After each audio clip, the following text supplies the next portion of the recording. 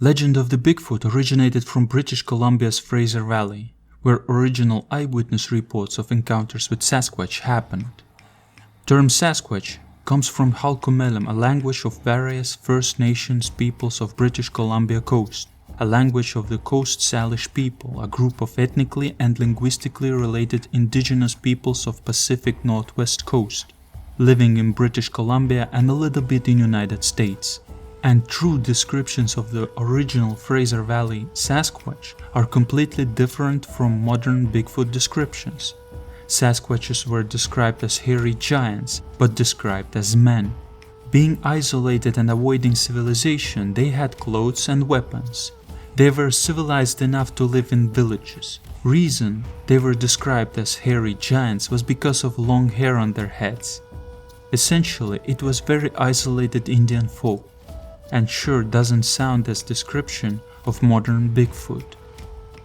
How did that happen, that large human being with long hair, isolated folk that originated in British Columbia and is of Salish descent and spoke the same language with Indians, became the bedrock for legend of Bigfoot? So how did Sasquatch transform into synonymous of Bigfoot? It all started in 1957 with celebration of 100 years of British Columbia, Western Province of Canada, and the town of Harrison Hot Springs, situated in mentioned province, came up with an idea of Sasquatch hunt to celebrate such jubilee and pitched the idea to provincial government for funding. But it was rejected. Nevertheless, the idea was very fruitful. Despite of being rejected of funding, papers all over Canada printed the story on their pages. Sasquatch became a hit and was an enormous publicity stunt. Newspapers and the radio pushed the train, and the flood of tourists was not possible to stop. And all the skepticism surrounding Sasquatch was hidden under the rock, so not to scare tourists off. And the hunt has begun, with a big factor of hoaxing, unfortunately. The description of Sasquatch changed from 0 to 100, with a new sighting of humanoid that was described as 180 centimeters tall, hairy, ape-like creature.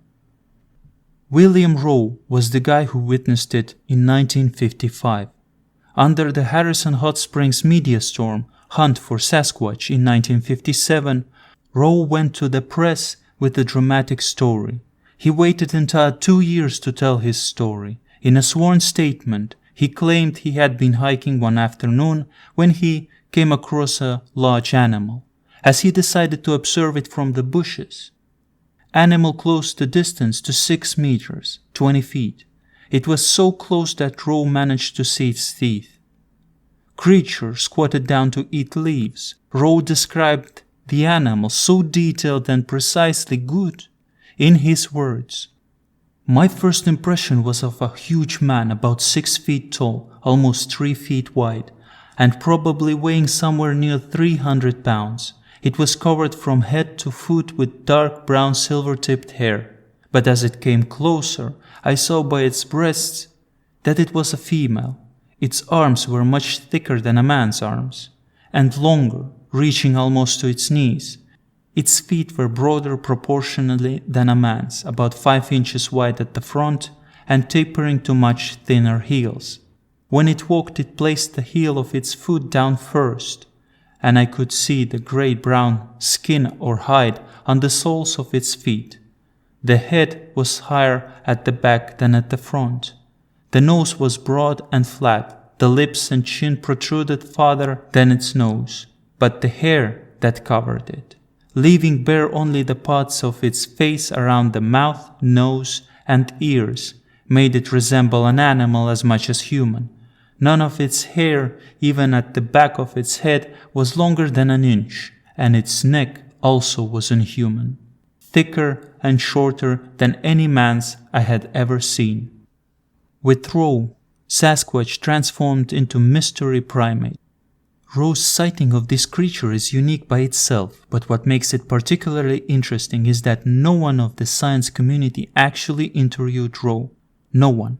Everything was based on a sworn statement. Not a single researcher personally spoke to William Rowe.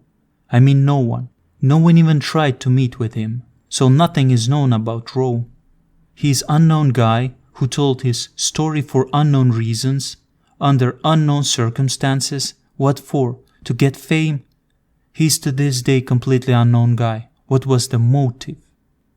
In 1958, Bigfoot stepped on the American soil in Bluff Creek, California. It all happened on a road construction site, when on a late summertime workers started finding strange footprints all around their heavy equipment. Workers took them for a prank. It was as annoyance, but they made no big number of that. It was annoying, but not that much. Somebody was just enjoying themselves. But after a month, at the beginning of October, tracks were appearing regularly and became a serious annoyance. Workers made a plaster cast of one of the footprints and took this cast to local newspapers, and it all blew out of proportions. Throughout California, headlines trumpeted the mystery of the Bigfoot. Suspicion fell on a road construction contractor named Raymond Wallace. Deputies spoke with Wallace, asked him to explain the joke. Sheriff's suspicion was well placed. Wallace, of course, denied everything.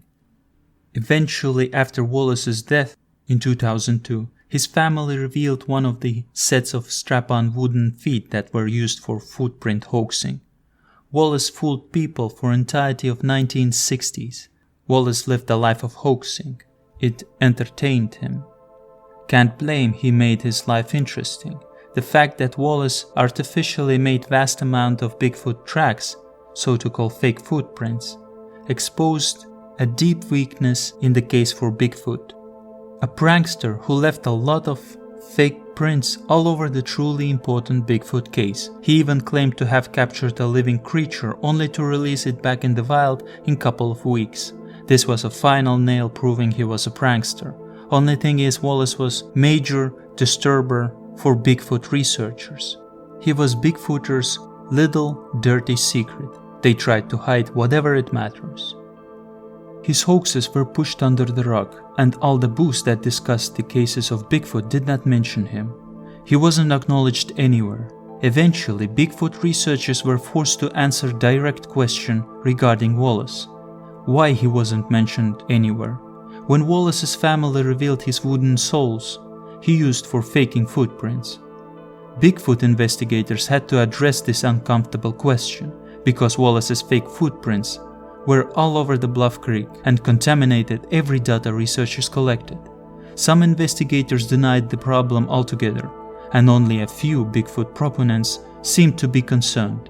Main excuse to keep Bigfoot theory afloat was that Wallace's fake wooden feet are forgeries based on genuine Bluff Creek Sasquatch tracks that were discovered on a construction site in late summer of 1958. Tracks that workers thought to be a joke. One thing is clear, no matter if those footprint casts were original, the data was contaminated with fake prints, so all Bluff Creek prints must be isolated with a note. In October of 1967 it happened. Creature was caught on camera. Famous footage of Bigfoot was captured by two cowboys, Roger Patterson and Bob Gimlin. It's just cowboys happened to be at the right time in the right place. This footage launched Bigfoot legend to a new level. Filmed on a handheld 16mm film on a disturbingly shaky frame, a furry, bipedal figure is seen walking confidently across shallow riverbed towards the forest, hauntingly looking back. This film is notorious, most known all over the world, full capture of Bigfoot on film alive. Unfortunately, there is many problems with this film. Many skeptics saw obvious man in gorilla suit. Analyses by many qualified specialists came to divergent conclusions. Some said that this film is blatant hoax. Some said that the size and the shape of the creature cannot be duplicated by a man and its anatomy rules out a human subject. Either hoaxers tried to invent a walking manner that could be like giant bipedal walking ape, or this Bigfoot walks in a manner that is more or less identical to people. To be frank, it is actually impossible to determine if creature on this film is real, no matter how many brainiacs analyze this footage. Specialists cannot agree on many facts. For example, they cannot agree on proportions of the creature, that is size and mass. And there is one thing that is actually very not known. the author of this film, Patterson, he was known to be a schemer. Allegedly, he ripped off everyone he met, from total strangers to his own family. He was described as a crook. In the context of this Bigfoot film, that is very important to know. It leaves a shadow, bad shadow on that film. Patterson was so lucky to capture Bigfoot on camera in such considerably good quality that in the intervening years no one managed to capture this creature on film again this good, despite dramatic advantages in technology. He was the lucky one who set out on a camping trip to film Bigfoot and then promptly did. This film gave the creature its enduring public face. There is no point to discuss vast amount of different Bigfoot shows. Because they are shows, they are meant to entertain, nothing more. The case for Bigfoot rests on two primary lines of evidence: the reports of alleged eyewitnesses and footprints. All these factors can easily be faked, like deliberately faking footprints. Some average Joe decides to upper his game and win some 15 minutes of fame, makes some footprints, and voila! New case not seen before. Athletic youngster puts a fake feet backwards and runs down the slope, leaving inhumanly 2-meter-long strides. Hot stepper. One fundamental problem with eyewitness tales of Bigfoot encounters is that people make up stories. Another even larger problem is that people make mistakes. Victims of their imagination, being out in the nature, in the thickness of the growth, with the dim lighting, people manage to imagine themselves something that doesn't exist, or interpret common occurrences very wrong. It could actually be somebody walking behind the shrubs that is just a black bear making impressions, walking straight a significant distance despite some specialists saying that bears are not fit to walk more than a few steps on their hind legs. Well, black bears are here to surprise you. Actually, all this interpretation stuff is just our brain playing games, looking for easiest translations for unknown objects, and if you happen to sail on a wave of Bigfoot theory, you might see some animal or simple tree stump in the deep thickness of the forest, but interpret it as something else. Also, Bigfoot sightings happen out in the world where viewing conditions are never perfect and direct comparisons are not possible. Eyewitness accounts offer considerable problems of interpretation. Individually, they can probably be ignored. Who knows under what conditions of exhaustion, mental stress, addiction, etc. the sighting was made. Was the eyewitness hallucinated, fooled, or simply lying through his teeth? There is no certain way of telling what factors were influencing his judgment. Things have reached a point where it is to be expected that some people will make up stories, in hope of fame or even financial gain. All that frustrates attempts to construct a composite Bigfoot or extract useful statistical information. And anyone who spends time on Bigfoot's trail and is invested in finding proofs of Bigfoot's existence learns early and through bitter experience that hoaxing is extremely common. So why won't we prevent hoaxing just by proving everything with DNA? You won't believe that, but actually DNA tests had been done.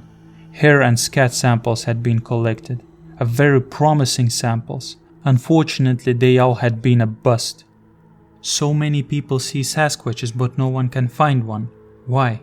Because Sasquatches are rare and clever, and after they die, their remains are quickly erased by posthumous predation and weather. That's why we don't have any specimens. Meaningful argument not gonna dispute. Bigfoot is so common animal it was spotted in every state in United States, from New Mexico to New Jersey. They lurk in Florida swamps, Texas thickets, and Ohio farmland. Bigfoot even stumbled in Hawaii. Pretty evasive creature, just as Tasmanian tiger, whose specimens we have, and in the case we know what to look for.